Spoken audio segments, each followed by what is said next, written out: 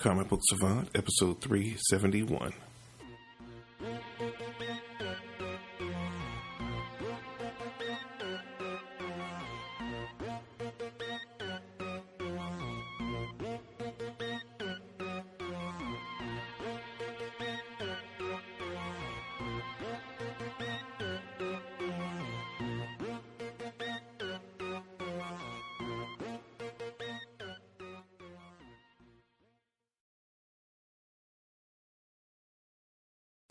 Welcome back to the Comic Book Savant podcast. I'm your host, James Harris.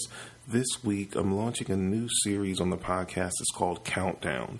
A lot of times I've done top 10, top 20 list countdowns on the show, and I just finally clicked for me and came to the conclusion of why don't I just do a series called Countdown?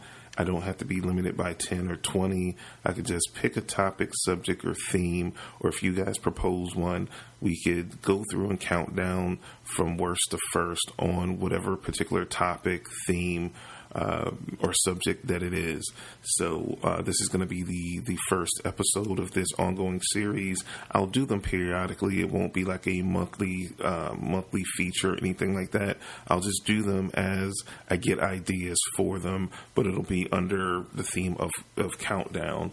Again, it's just migrating what I've done previously in the past, just under one umbrella. So it's not top 10, top 20. It's just Countdown, and it's no set number, so we can really have fun with it.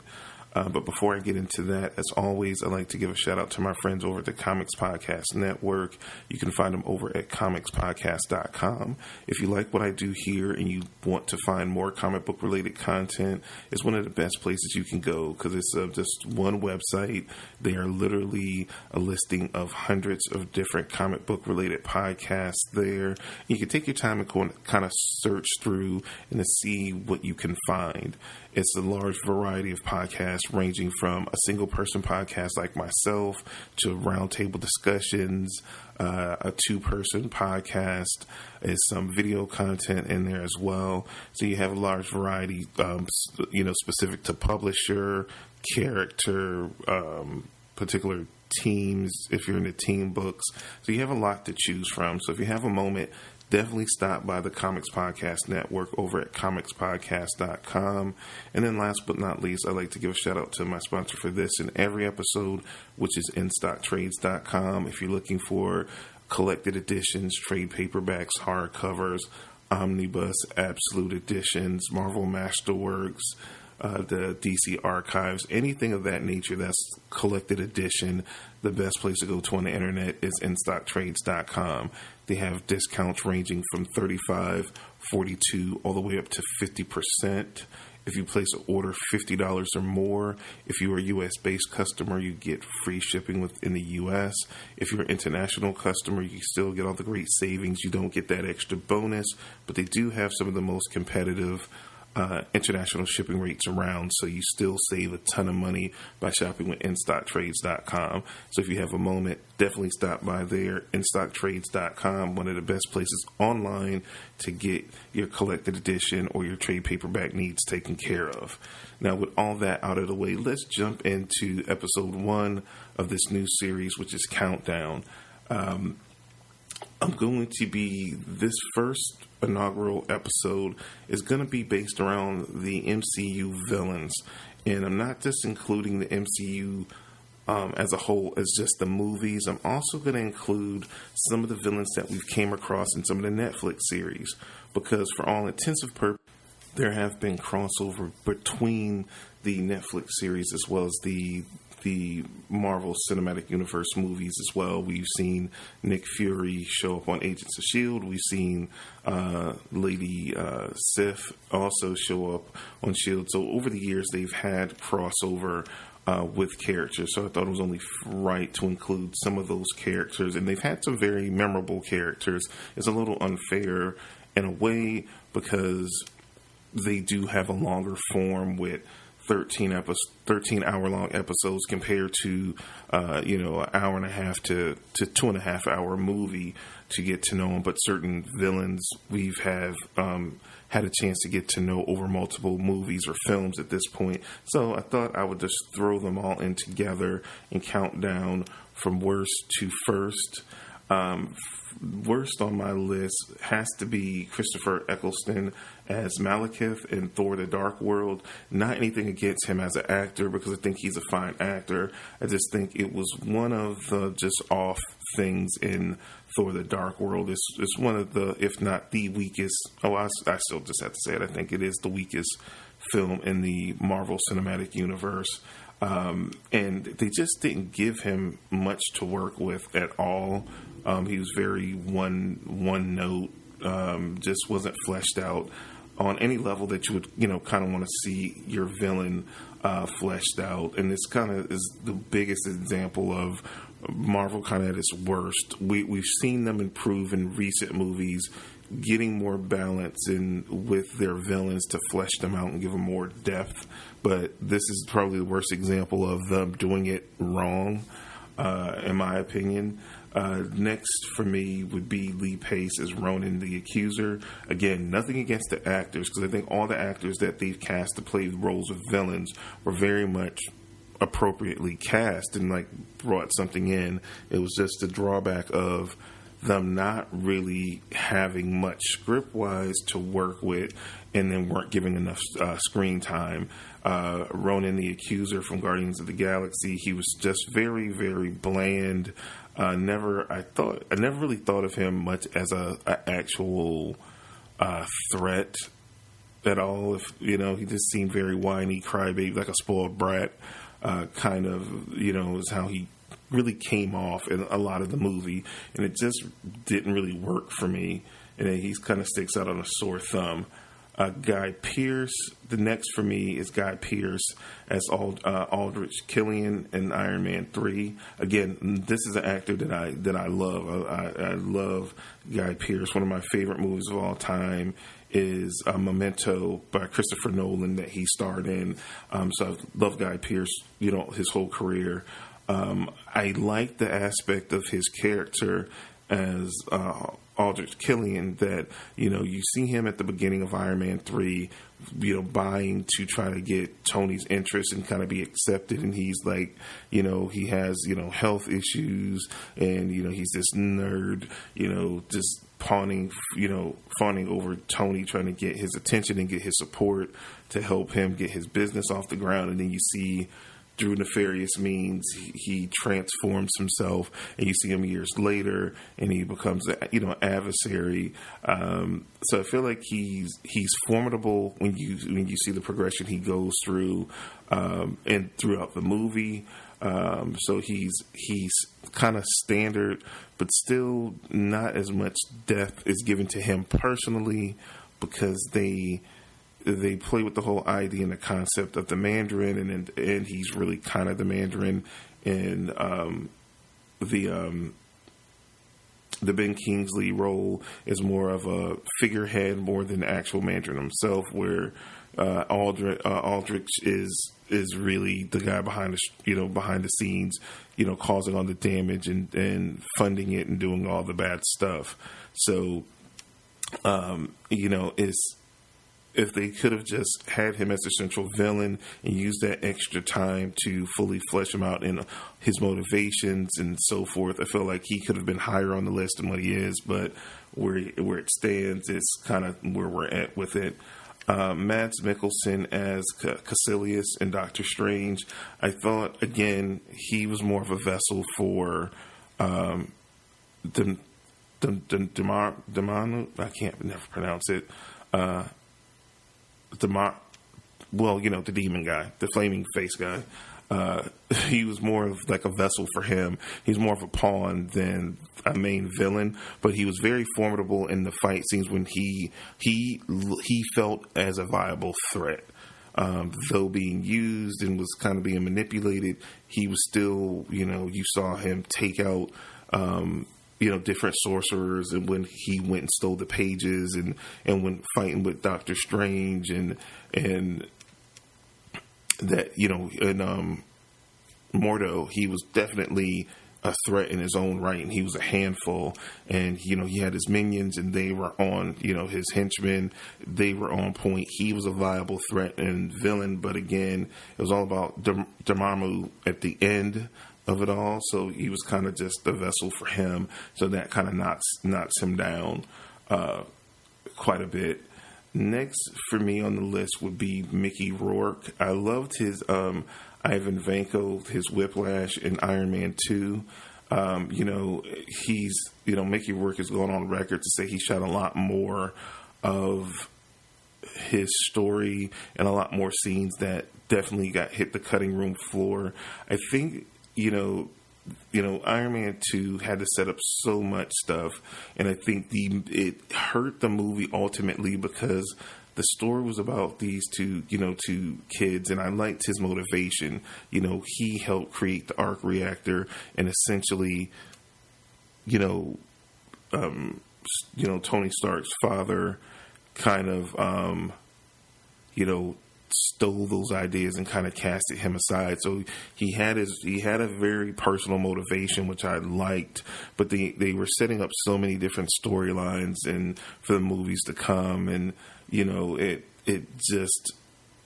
was a victim from it. But I really dug his character. I liked how Mickey Rourke interpreted the Whiplash character, because he was always kind of this pomp and circumstance type character with the outfit from the comics and the feather or whatever coming out the top and the lash. So I liked a more grounded, gritty, thuggish kind of take to him. Made him very earthly, but he was still formidable, and he was a scientist as well. So he developed his technology, and so I liked the take they did on it. I just think it was mishandled in a movie similar to Age of Ultron, that it was a vessel to set up so much more. So the main story kind of got sacrificed in lieu of setting up more stuff to come in this bigger connected universe.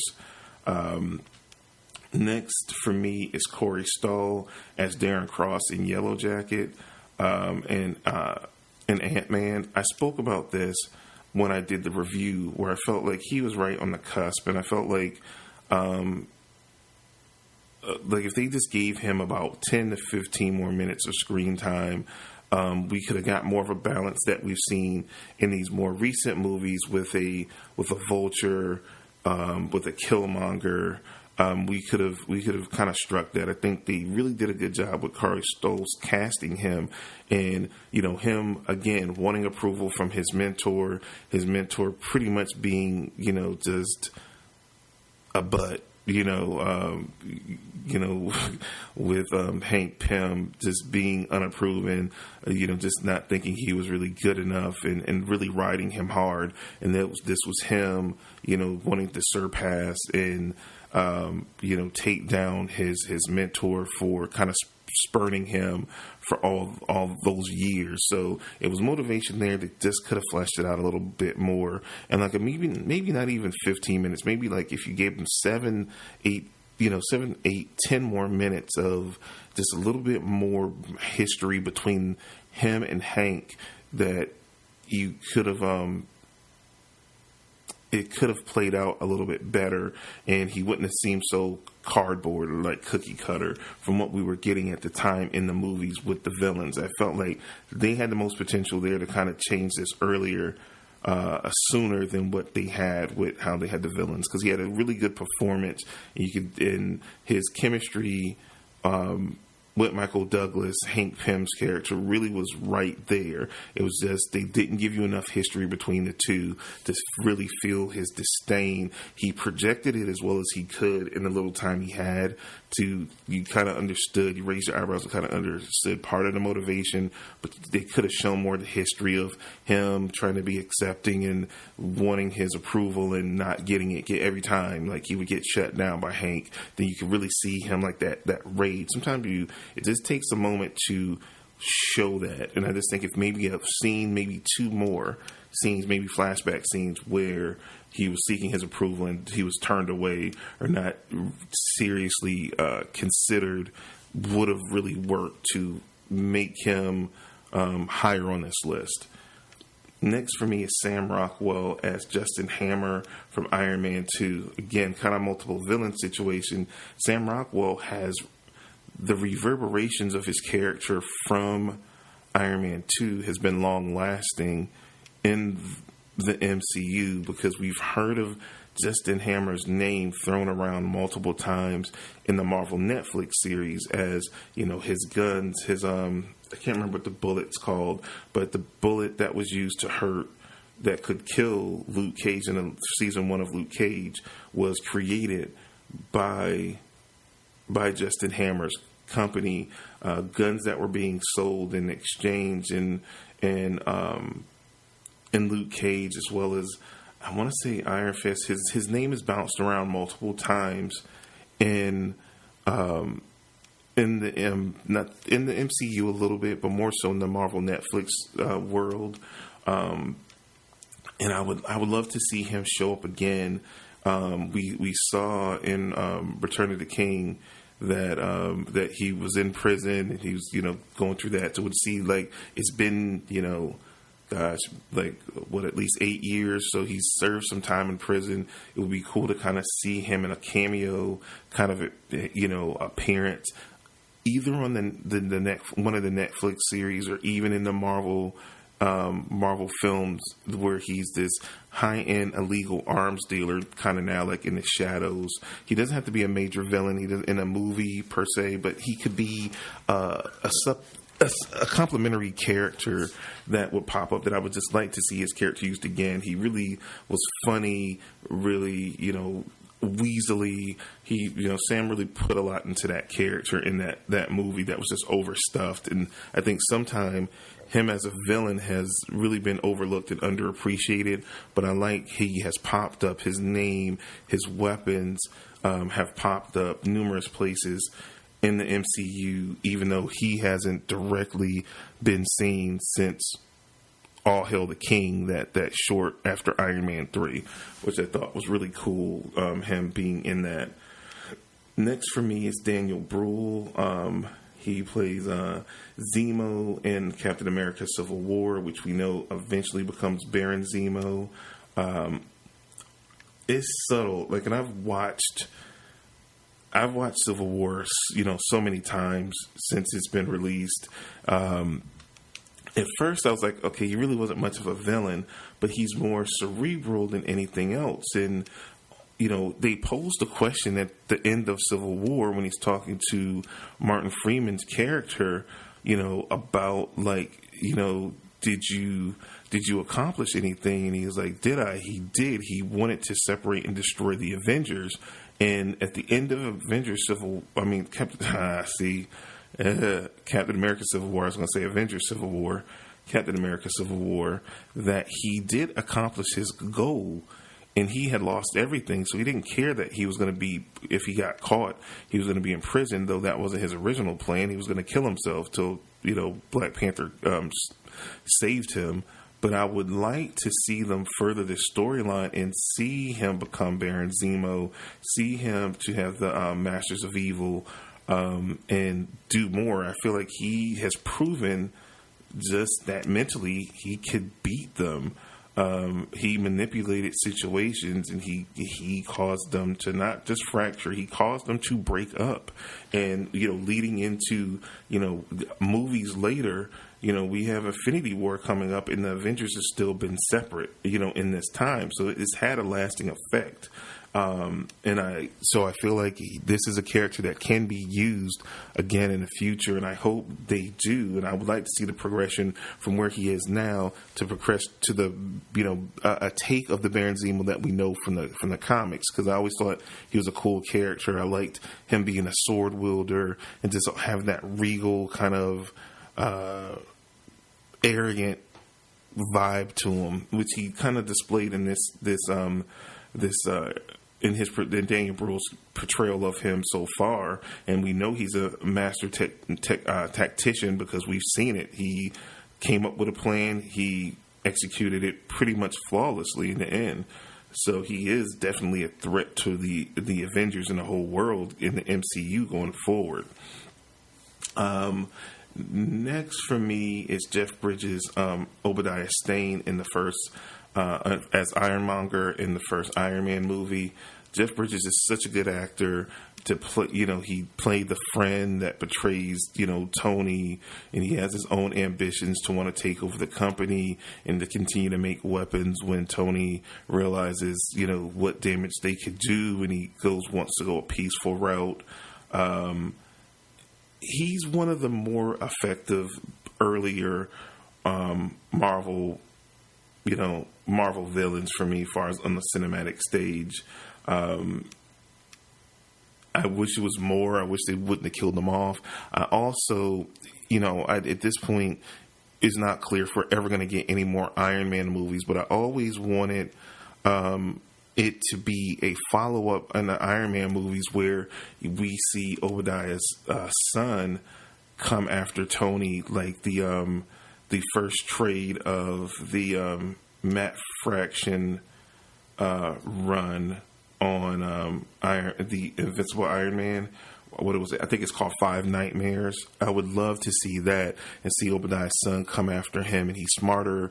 He's on Tony's level. I love that story arc, and I always wanted to see a follow-up to Iron Man 1 with that Five Nightmare storyline, and potentially like in one of the Iron Man movies. I was hoping maybe Iron Man 3 would have been that, but we got something totally different. But at this point, I don't necessarily know if we'll ever get that with Tony. And I think it would have to be Tony as Iron Man for that to really work. But you might could do that if they go with, Pepper as Rescue and maybe try to do an Iron Man movie down the road. Or even if they do the new Iron Man character and do that storyline with Tony being, the AI, in the armor, and he's familiar with Obadiah and his tactics and would have that history. But I think it would come off better if it was Tony in the armor. But, again, we don't know what the future holds for the Marvel Cinematic Universe, which I do have a episode I'm going to record coming up speculating some of that, because we do have those new release dates that kind of dropped, and I'm going to just have fun with it and just spitball some ideas that I have for what comes beyond the fourth Avengers movie that we're going to have next year. And since we have these release dates all the way up to 2022, I think, so I'm going to take those dates and kind of speculate what movies are to come after the ones we're already aware of. And do like a speculation type video. I don't do many of those. I kind of try to stay away from it, but I thought it would be something fun because you guys liked my fixing of, the MCU, fixing of the DCEU, things like that. So I figured I would have some fun with it. So that's going to be coming up in the next couple of weeks. I might do it next week or the following week, ramping up to Avengers Infinity War. So be on the lookout for that. Because it's curious to see what direction they may go in the future. Next on my list is Wei Cheng-ho. She plays Madame Gao. She's played Madame Gao on Daredevil Season 1, 2. She's been in Iron Fist Season 1. She was in The Defenders. So she's been in multiple series now as the Madame Gao character in the Marvel Netflix universe. Very, very powerful character. She seems more of a manipulative, but in the shadows, boss type character. But you see later on as her appearances go, and you get closer to like Iron Fist, that she's tied in to Kung Lung, and she has very extraordinary powers, and she's a very powerful adversary. Though she looks unassuming because she's older. She's up in age, but they reveal, you can't judge a book by its cover, and she's very formidable villain in the grand scheme of things, and she's going to be around in Iron Fist Season 2 as well, and I just love to see the continual progression of her character as time goes on. Next, I have Bridget Regan as Dottie Underwood and Agent Carter. I I love Bridget Regan. I don't think I've ever seen her in anything else. Maybe I've seen her in one or two things since Agent Carter. She was pretty much the big bad in Agent Carter season 1 and 2. And Bridget is, or Dottie, the Dottie character, is actually the first woman to be named Black Widow. And, a lot of people talk about, it should be a Black Widow movie. It should be an origin story and all about Red Sparrow kind of stealing the thunder from them doing it. No, they fleshed out, and I've talked about this numerous times. So if you haven't watched Agent Carter, you need to go back and while they're still on Netflix and watch seasons 1 and 2. They flesh out and goes back into season 2. Yeah, season 2 for sure. Maybe late season 1, mid season 2 of Agents of S.H.I.E.L.D.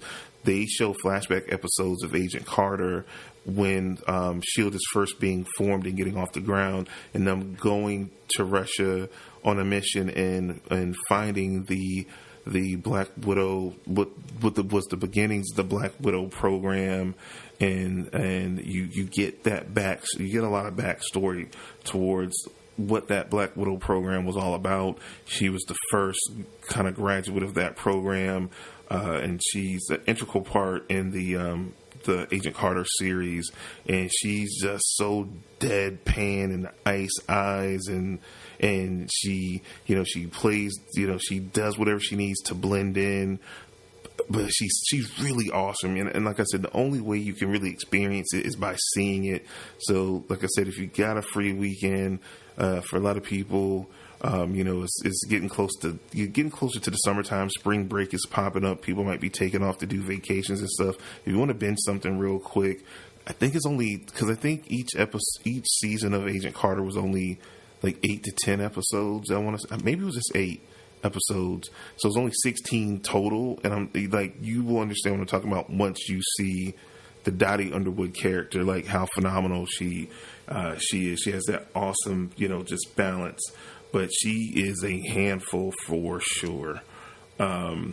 Next for me on the list is Tim Roth as Emil Blonsky, aka Abomination from The Incredible Hulk. I thought he really did a great job as Emil Blonsky. This was early on, this was only the second MCU movie. The special effects on the Abomination wasn't really where they needed to be, but they've made leaps and bounds, pardon the pun, with the Hulk. So I know they could kind of amp him up and modify him and do like a really cool job with them. It was rumors at one point that Kevin Feige was going to use Abomination in one of the MCU movies later, and it just never really came to be. We do know from previous movies that Abomination is alive and well, and he's in. I think they said he's on the raft as well.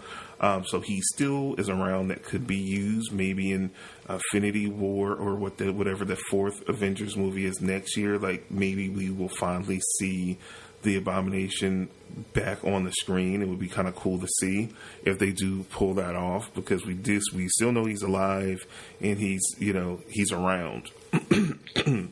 Excuse me.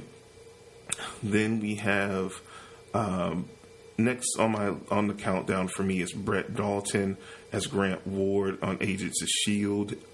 He was a member of the team when we had the whole reveal that Hydra had infiltrated S.H.I.E.L.D. You found out that he was a Hydra agent, so we went from like the lead hero on the show to the lead villain on the show. Then he died and he was infected by this alien presence, and then he became like a god level like villain. So he had multiple progressions on the show, and he's a really good actor. They fleshed out his character so much in the seasons that he was on the show. I think he was part of the show the first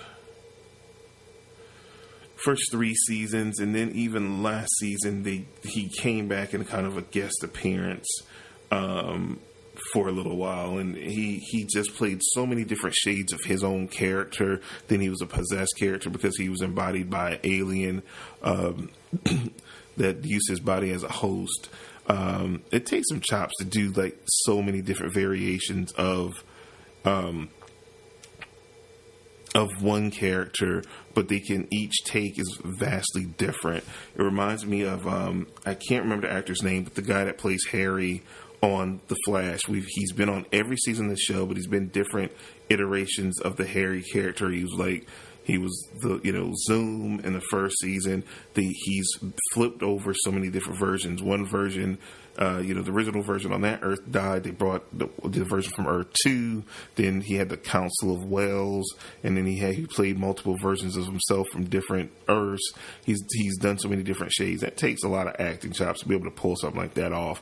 So I commend Brett Dalton. And again, Agents of S.H.I.E.L.D. is a highly underrated show that has really grown. It wasn't the best show when it started, but it's gotten progressively better each and every season, to its fifth season now, which seems like from the feel of it, seems like it's going to be the last season of the show. But it's grown. It's grown over its time. Next for me would have to be James Spader as Ultron in Avengers Age of Ultron.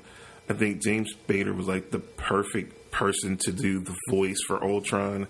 I just think the story wasn't there. And again, similar to Iron Man 2, Avengers Age of Ultron had the task of trying to set up so much for so many other movies that came afterwards that the weight of it, the story took a hit, sacrificing the setup for all the other stuff on it. But I thought he was the right voice in it, but the character just didn't get its proper due in the movie.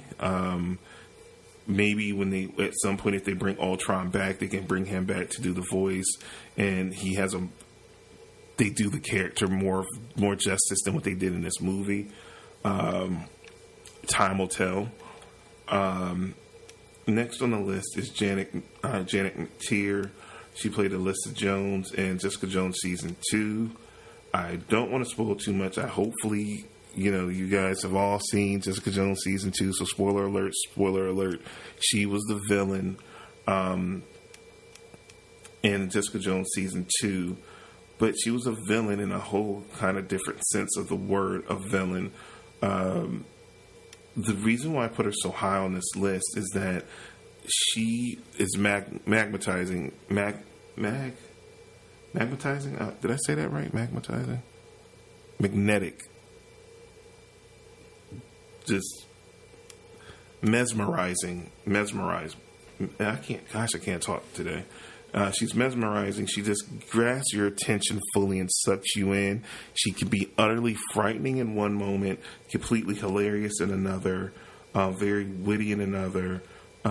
She knocked it out of the park. Janet McTeer killed this role, literally, just slayed it. She portrayed so many different things, and I think what put her high on this list, she's unabashedly a villain. She's a crazy person. She's a nut job. She's a mass murderer. There's no qualms about that, and she's totally aware of what she's doing. But what I liked about her so much is her connection to Jessica and how she affects our protagonist in the story and takes her down a very dark path because of their connection and their bond. And she, I feel like at points, manipulates our hero, into being kind of villainish at certain points. That's a mark of a true top tier villain for me. Not just what she does as the antagonist to the protagonist, but how she directly affects the protagonist in a negative way. Next for me would be Kurt Russell as Ego, the Living Planet in Guardians of the Galaxy Volume 2. Just so charismatic, and to then just be so evil in the movie when that turns and things go sideways. Just how he shows his true nature, really good. I like the way they handled it. So that's all I can really say about the Kurt Russell Ego thing. Next would be Hugo Weaving as the Red Skull from Captain America: The First Avenger. It's a shame that I don't know if we'll ever see Hugo Weaving be the Red Skull again, because it's still, his status is up in the air on, because he kind of got absorbed by the cosmic cube. So I want to believe that he's still alive and out there. And I think Kevin Feige even confirmed, he's somewhere out there in the universe. Will he show up in, Infinity War or the next film? Who knows? Will it be Hugo Weaving? I thought he did a good take on the Red Skull character. He was a good contrast to Captain America. He held his own with Chris Evans. I felt like they had a good yin and yang chemistry on screen. I would love, because I love Hugo Weaving, I would love to see him back. He didn't really care for his experience. It was one of those things where he is contracted to have further appearances, but they've never called on him for those appearances. So it will be interesting to see at this point, would he come back to do one final appearance or what have you, or will they, if they do reintroduce the character at some point, will they just recast with a new actor? It remains to be seen on how that might go. Next is Cate Blanchett as Hela from Thor Ragnarok. I just rewatched because I just got that on home video. So just rewatched Thor Ragnarok. I hadn't had a chance to see it since I initially saw it in the movie theater when I did my review on it. It was cool going back to see it. And I think Cate Blanchett was just stellar in the role of Hela.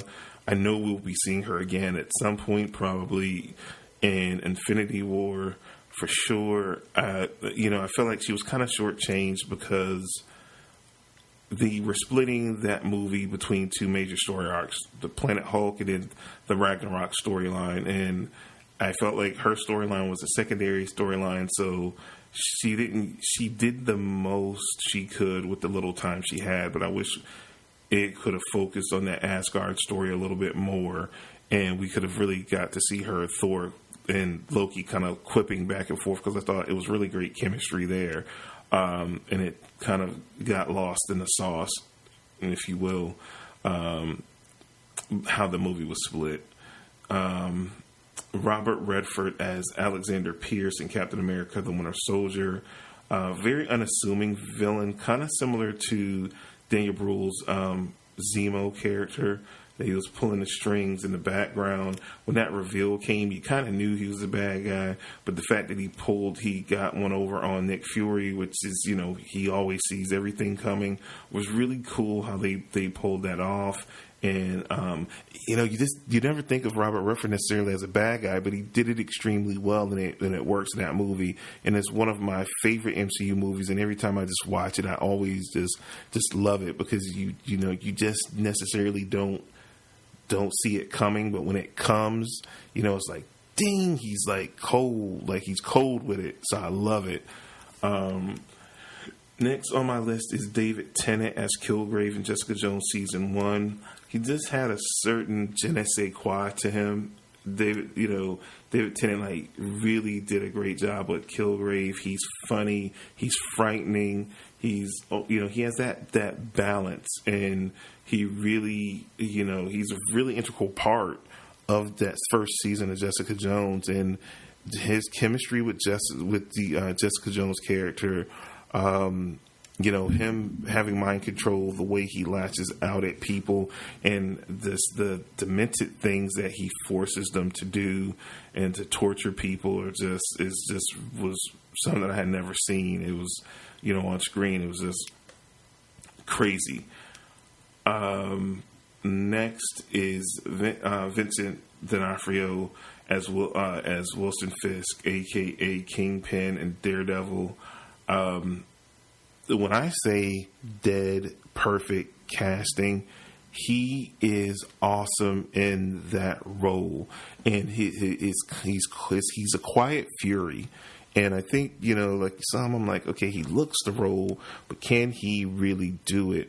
And I'll never forget, I want to say it's episode 4 or 5 of the first season of Daredevil, when he meets with the guy and he doesn't do what he needs to do, and he just snaps and he just crushes dude's skull by slamming it repeatedly into his car door. And it's so graphic, and it's that switch flicks so fast, and he just explodes in fury. And you see how powerful and strong he is, and then he calms back down, and he's back that controlled mastermind. Like Vincent just Like, whoa. He owns that, man. He owns that Kingpin. And I feel like of any of the villains that we could see in a Marvel movie that they can transition over, it would be his character. I would love to see him in like one of the Spider-Man movies. I mean, because we know Wilson Fisk is closely related to Daredevil as a villain, as well as Spider-Man. They kind of share him as that street level Kingpin. And I would love to see him in an MCU movie film. I would love it. He's so good. But I don't know if we'll ever get that kind of crossover with it. But I would love it if we could get it. Mahershala Ali as Cottonmouth in Luke Cage season 1.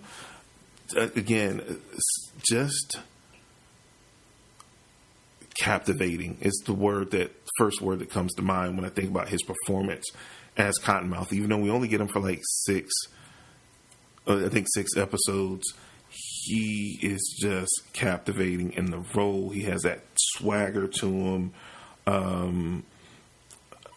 It's just really outstanding. And kind of the second half of the Luke Cage season 1's villain doesn't hold the steam up to what Cottonmouth was, what Mahershala Ali, man, but he owns it. For those 6 episodes, he will have you glued to that television in amazement, and just his performance, his swagger, his style to him. I mean, just that opening shot where they pan and you see him, and he has that portrait of Biggie with the crown on, and how they pan and it's right behind him and it looks like the crown is over his head, but then they kind of pan up and you see his Biggie. Oh, they just framed it right. They did, like, certain times people just nail it. They nailed that just perfectly with the perfect actor, perfect scripts. It just killed it. Next for me is Sebastian Stan as the Winter Soldier. I don't think, maybe Killmonger, but no other villain in the Marvel MCU I think was as formidable just physically as Winter Soldier. He was cool. He was dangerous. Like, even to someone like Cap, he was a threat. He was a problem. You know what I mean? Like, he could have been an ongoing villain for a while if they wanted to extend that out. I like him. I like Sebastian Stan as an actor, so I liked seeing his character have progressions. But if they wanted to, they could have kept him a villain for a while before we got the reveal that it was Bucky, and went with that storyline, because he was a problem in those streets, man. Just like that scene where he's going after Nick at the beginning of Winter Soldier, man. He was a problem. And he was awesome. Like, I love that movie. Just like to see him in that role, man. He again owning it. And I can't wait to see him back in action in Infinity War for sure. I like that little scene at the end of Black Panther where we see that he's come out of hibernation and Shari has fixed his arm and everything. I'm digging that. So I'd like to see him back on the battlefield in Infinity War. And hopefully they keep him around. They don't kill him off, fingers crossed. Next is Tom Hiddleston as Loki from the Thor franchise of movies and the Avengers. Tom Hiddleston embodies Loki. I feel like his character kind of has lost his way, and I feel like he was kind of the whipping boy in Thor Ragnarok. And I spoke on this in detail in the review of that movie that I did. It'll be interesting to see what direction Loki's gonna go in Infinity War. Is he good? Is he bad? Is he on the fence? What's really going on with that? I hope he goes back straight villain at this point, because they've had him teeter the line, and I think at this point they need to go ahead and commit to him being evil good instead of him skirting the line. He's evil for a second, then he's back good. He's evil, like it's becoming transparent. And when Thor can figure out now that he know that Loki's going to betray him, something's wrong. So we need to go ahead and flip that page and commit to evil or good for the Loki character. what else can you say that hasn't been said about Tom Hiddleston as Loki at this point in the Marvel Cinematic Universe? He's the man. He handles his business on that. So there's nothing more else I can add to it that I haven't already said, and numerous people haven't already said. Next, I have Michael Keaton as the Vulture. I talked about this. I feel like they're starting to get the balance right. Not giving the villain too much spotlight that they overshadow the hero, but they firmly do a better job in managing the little time they have with the villain to give them true motivation, give them a true backstory where you can understand why they're doing what they're doing in the film. They're not mustache twirling villains. They are three-dimensional people that have, that were good people, be it bad circumstances happening. You can choose a good path or a bad path, and they just happen to choose the bad path. But you can sympathize with them to a point where you don't approve of their methods, but you can understand them. And that, to me, was what makes a great villain. So I love Michael Keaton. Performance as the Vulture and the chemistry that he has with Tom Holland as Peter Parker in that film. Last but not least, my best Marvel MCU villain is Eric Killmonger. I pretty much talked about this in depth just a few weeks ago when I did my review of the Black Panther, so I'm not going to go into any crazy other details about that. Physically opposing. Again, building off of what they did with Vulture and Spider-Man Homecoming, he has very, very understandable motivations for what he's doing. You don't agree with his methods, but you can understand how he got to the point that he got to at the same time. And again, to me, that just makes a better villain. We can understand their motivations for what they're doing, and they actually make sense. So that's the first episode of Countdown. I hope you guys liked it. I want to do more of these in the future with different topics. If you have a particular topic that you want me to talk about, you can always go to the website at comicbooksavant.com. You can go to the Contact Us page and just say, in the subject line, you can say Countdown, and you can, give whatever theme, topic, or whatever you want me to cover. You can just email it right there. You can also hit me up on Twitter at Comic Book Savant. Twitter and Instagram are at Comic Book Savant. I also have the Facebook page, facebook.com/Comic Book Savant. The YouTube channel is youtube.com/Comic Book Savant. Also, if you want to help support the show, I have a Patreon campaign that I have going. It is patreon.com/Comic Book Savant. But all the links, if you're forgetting anything that I'm saying now, you can always find links to everything, the social media, the Patreon, the YouTube, all at the website at comicbooksavant.com. I appreciate all you guys. I'm getting more people subscribing to the YouTube channel. I appreciate it. I do different content over there, so it's not a rehash of anything. Like when I do movie reviews for the bigger movies, I will do non-spoiler reviews there in the YouTube channel, and I'll keep doing the spoiler-filled reviews on the podcast. So I try to make that more accessible, that I do a spoiler and non-spoiler. For certain TV shows, I'll do that, like for the Netflix shows, because they're pretty big shows. I'll do that as well.